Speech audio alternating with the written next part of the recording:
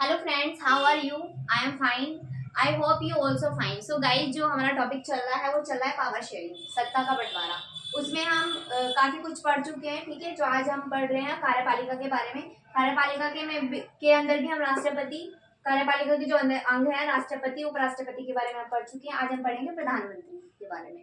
ठीक है, so guys start करते हैं। प्रधानमंत्री प्रधानमंत्री की नियुक्ति अनुच्छेद 75 के तहत राष्ट्रपति करता है। प्रधानमंत्री की नियुक्ति कौन करेगा? ठीक है, संविधान में यह प्रावधान किया गया है कि अनुच्छेद 75 के तहत जो राष्ट्रपति है वो प्रधानमंत्री की नियुक्ति करेगा। इसके लिए उसे संसद का सदस्य होना आवश्यक है। उसके लिए योग्यता क्या चाहिए कि किस संसद का सदस्य होना आवश्यक है। अगर वो नहीं भी है, ठीक है, सदस्य नहीं है, तो 6 महीने के अंदर किसी भी एक सदन का सदस्य होना आवश्यक है। यानी कि अगर उसके पास ये योग्यता नहीं भी है, ठीक है, तो वो 6 महीने के अंदर 6 महीने का टाइम दिया जाता है कि वो उसकी सदस्य दोनों सदनों में से किसी एक राज्यसभा या लोकसभा की सदस्य ग्रहण कर सकता है। ठीक है, उसको ग्रहण करनी पड़ेगी उसकी योग्यता के लिए। ठीक है, प्रधानमंत्री लोकसभा के बहुमत दल का नेता होता है। लोकसभा में जो बहुमत दल है उसका नेता प्रधानमंत्री ही होता है। वह राष्ट्रपति तथा मंत्रिपरिषद के बीच संबंध स्थापित करता है। भाई जो कैसे स्थापित करता है, आप देखो, जो राष्ट्रपति है वो किसकी नियुक्ति करता है? प्रधानमंत्री की। और जो प्रधानमंत्री है वो किसकी नियुक्ति करता है? मंत्रियों की। ठीक है, जो मंत्रिपरिषद होती है उनकी। तो कह सकते हैं कि दोनों के बीच संबंध स्थापित करने का कार्य करता है। संसदीय प्रणाली में सबसे महत्वपूर्ण संस्था मंत्रिपरिषद होती है। ठीक है, संसद में जो प्रणाली है उसमें महत्वपूर्ण संस्था कौन है? मंत्रिपरिषद। ठीक है, जो प्रधानमंत्री के नेतृत्व में कार्य करती है। प्रधानमंत्री चुने जाते हैं तो वो प्रधानमंत्री चुनेगा, लेकिन उसी के अंडर कार्य करती है मंत्रिपरिषद। किसके? प्रधानमंत्री के अंडर।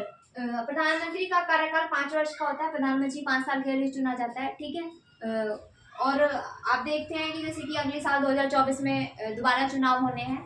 2024 में दोबारा चुनाव होंगे प्रधानमंत्री के। गाइस, हम प्रधानमंत्री की शक्तियों और कार्य के बारे में पढ़ लेते हैं थोड़ा सा। संसदीय शासन में कार्यपालिका का वास्तविक प्रमुख प्रधानमंत्री होता है। यानी कार्यपालिका और संसद में जो वास्तविक प्रमुख है कौन है? प्रधानमंत्री होता है। मंत्रिमंडल में प्रधानमंत्री की स्थिति धुरी की कील की तरह है। यानी कि जितने भी कार्य है वो प्रधानमंत्री के अकॉर्डिंग ही किए जाएंगे, क्योंकि जो प्रधानमंत्री है वो मंत्री परिषद का गठन करता है। तो इसलिए क्या कहा गया है कि जो प्रधानमंत्री की जो स्थिति है धुरी की कील की तरह बताई गई है। किसने कहा है ये कथन? पंडित जवाहरलाल नेहरू ने, प्रधानमंत्री के बारे में। सेकेंड पढ़ लेते हैं। प्रधानमंत्री का प्रमुख कार्य है मंत्रिपरिषद का गठन करना है। जो प्रमुख कार्य है वो मंत्रिपरिषद का गठन है। यानी कि जो मंत्रिमंडल है उनका गठन करता है, मंत्रियों की नियुक्ति, उनके बीच विभाग का बंटवारा, यानी कि जो मंत्री होते हैं उनके बीच विभाग का बंटवारा भी करता है, तथा विभागों में आवश्यकता अनुसार, यानी कि अगर जरूरत है तो परिवर्तन भी कर सकता है। प्रधानमंत्री संसद की गतिविधियों में भूमिका निभाता है। यानी कि जितने भी संसद में कार्य होते हैं तो उसमें प्रधानमंत्री भी अपनी भूमिका निभाता है। संसद में सभी महत्वपूर्ण नीतियों की घोषणा, यानी कि संसद में जो नीतियां बनाई जाती हैं, ठीक है, उसके बाद जो संसद में रखी जाती हैं वो नीतियां, उनके बारे में डिस्कशन होता है, तो उनकी घोषणा कौन करता है? स्वयं प्रधानमंत्री ही करता है। ठीक है, सो गाइज, ये हमारा आज प्रधानमंत्री के बारे में डिस्कशन था। तो अगर आपको स्क्रीनशॉट लेना है तो आप ले सकते हो।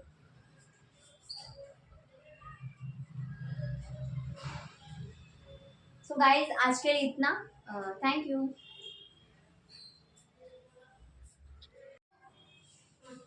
हेलो फ्रेंड्स, देखिए, जो हमारा टॉपिक चल रहा है पावर शेयरिंग, उसमें कार्यपालिका में हम कार्यपालिका के जो अंग है राष्ट्रपति, उपराष्ट्रपति के बारे में पढ़ चुके हैं।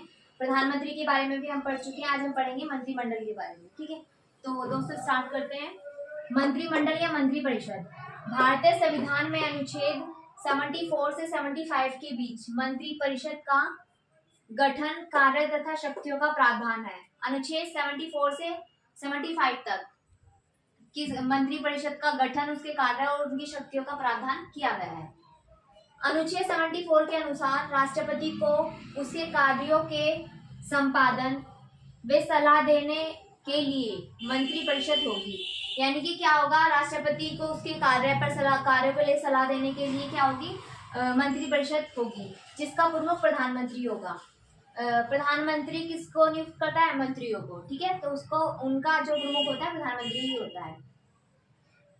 मंत्रिपरिषद सामूहिक रूप से लोकसभा के प्रति उत्तरदायी है। किसके प्रति उत्तरदायी है? लोकसभा के प्रति। जब तक उसका लोकसभा में विश्वास है तो वो अपने पद पर बनी रह सकती है। मंत्रियों की नियुक्ति प्रधानमंत्री की सलाह पर की जाती है। किसकी सलाह पर की जाएगी? मंत्रियों की नियुक्ति प्रधानमंत्री करता है, ठीक है।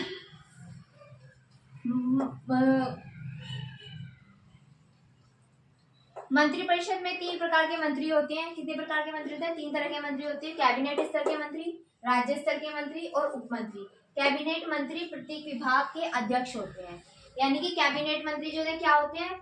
प्रत्येक विभाग के अध्यक्ष होते हैं, यानी कि जो ब्लॉक होते हैं उसके अध्यक्ष भी होते हैं। मंत्रियों का कार्यकाल पढ़ लेते हैं।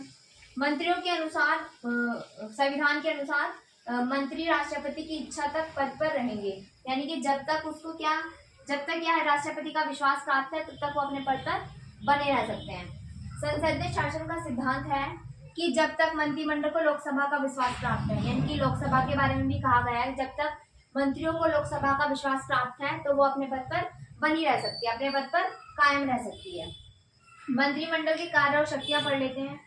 राष्ट्रीय नीतियों का निर्धारण, यानी कि जो देश से जुड़ी नीतियां होती है, राष्ट्रीय नीतियां, उनका निर्धारण करने में कौन मदद करता है? मंत्रिमंडल, ठीक है। प्रशासन संबंधी कार्य कौन करता है? मंत्रिमंडल।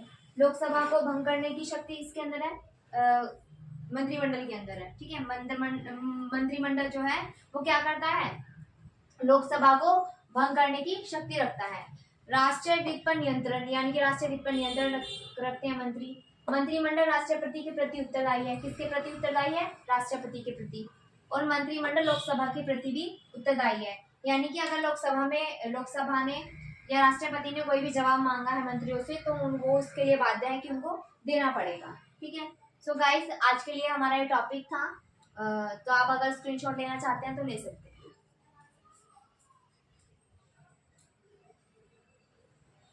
सो गाइज, आज के लिए इतना। मिलते हैं हम अपनी नेक्स्ट वीडियो में। Thank you.